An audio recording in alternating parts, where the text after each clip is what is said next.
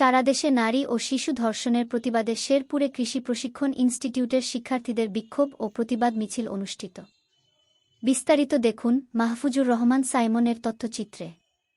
10 March সোমবার দুপুর 12টায় শেরপুর কৃষি প্রশিক্ষণ ইনস্টিটিউটে প্রায় ঘণ্টাব্যাপী বিক্ষোভ ও প্রতিবাদ মানববন্ধন করেন শেরপুর কৃষি প্রশিক্ষণ ইনস্টিটিউটের সকল পর্বের শিক্ষার্থীরা।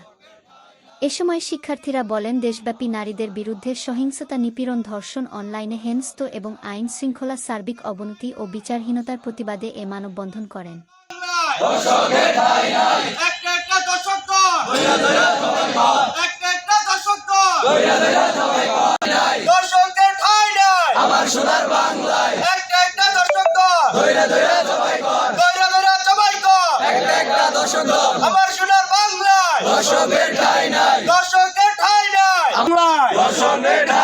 দর্শকের ঠাঁই নাই আমার সোনার বাংলায়, দর্শকের ঠাঁই নাই